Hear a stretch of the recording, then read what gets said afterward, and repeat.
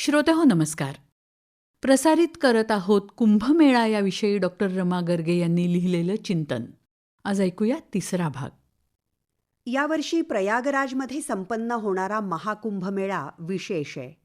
दर 3 वर्षांनी एका स्थानी याप्रमाणे 12 वर्षात 4 कुंभमेळे होतात.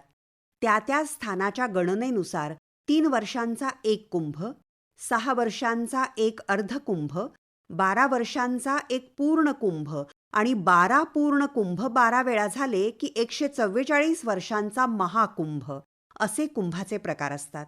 त्यातही अर्धकुंभ प्रयाग हरिद्वार इथं आणि महाकुंभ केवळ प्रयागराज इथंच संपन्न होतो.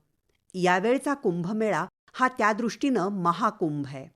यंदाच्या कुंभमेळ्याचा कालावधी हा 13 जानेवारी ते 26 फेब्रुवारी असा आहे. या पर्वातील कोणत्याही दिवशी संगमावर स्नान करणं पुण्यप्रद आहे असं मानलं जातं. अयं निजः परोवेति गणना लघुचेतसाम उदारचरितानां तु वसुधैव कुटुंबकम. हजारो वर्षांपूर्वी ऋषीमुनींनी असा विश्वबंधुत्वाचा संदेश दिला. कुंभमेळा हे त्याचंच प्रतीक आहे.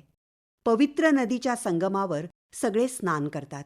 सगळेजण एकाच धरतीचे पुत्र आहोत, कुणीही उच्च नीच नाही हा भाव आपोआप विकसित होतो. कुंभमेळ्याचं विशेष आकर्षण साधू संन्यासी आणि त्यांचे सांप्रदायिक आखाडे. सनातन हिंदू धर्मातील सर्व संप्रदाय, सर्व पीठ आणि सर्व मार्गांचे साधू संन्यासी आणि गुरुमंडळी कुंभात सहभागी होतात.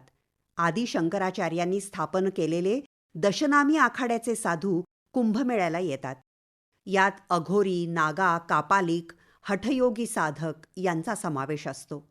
या साधूंचा कुंभनगरातला औपचारिक प्रवेश म्हणजे पेशवाई मिरवणूक. ही मिरवणूक फारच विशेष असते. हत्ती, घोडे, रथ, पालख्या यामध्ये बसून आखाड्यांच्या साधूंचा नगर प्रवेश होतो. हे आखाडे शस्त्र आणि शास्त्र जाणणाऱ्या साधू तपस्वी लोकांचे असतात. निरंजनी, वैष्णव, निर्वाणी, जुना आखाडा, किन्नर हे आखाडे विशेष मानले जातात. साधूंनी स्वतःला शारीरिकदृष्ट्या तंदुरुस्त राखणं आणि शस्त्र चालवण्यात कौशल्य आत्मसात करणं, मल्लयुद्ध खेळता येणं हे देखील या आखाड्यात शिकवलं जातं. तसंच धार्मिक वादविवाद आणि चर्चांमध्ये सहभागी होण्यासाठी साधूंना पारंपरिक पद्धतीनं शास्त्राचं ज्ञानही दिलं जातं. मध्ययुगीन इतिहासात डोकावून पाहिलं तर लक्षात येतं की परकीय आक्रमणाच्या काळात या साधू संन्याशांनी सर्वसामान्य लोकांना एकीकडं भक्तिमार्ग शिकवला आणि मानसिक बळ दिलं, तर दुसऱ्या बाजूनं नाथपंथी साधूंनी योगमार्गाचा अवलंब करून प्राचीन ज्ञानाचं रक्षण केलं.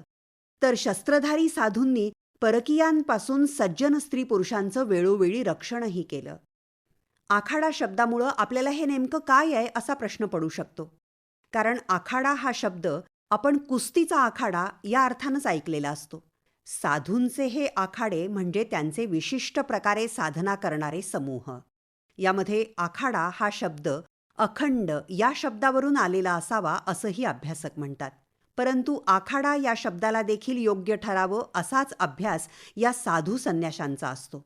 सर्वसंग परित्याग केलेले हे साधू संन्यासी आखाड्याचं सदस्यत्व मिळवल्यानंतर 12 वर्ष आध्यात्मिक साधना करतात आणि शारीरिक बळ मिळवतात. या संस्थेत विशिष्ट प्रकारची व्यवस्था लावलेली असते.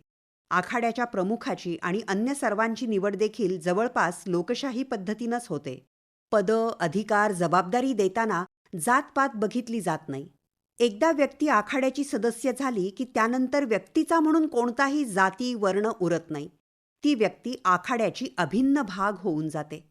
कुंभमेळ्याच्या आयोजनात या आखाड्यानं देखील सहकार्य करावं, कारण त्यांचीच सलगपणे अधिकाधिक उपस्थिती असते. ही बाब लक्षात घेऊन शासनाच्या पुढाकारानं अखिल भारतीय आखाडा परिषदेची स्थापना 1954 साली करण्यात आली.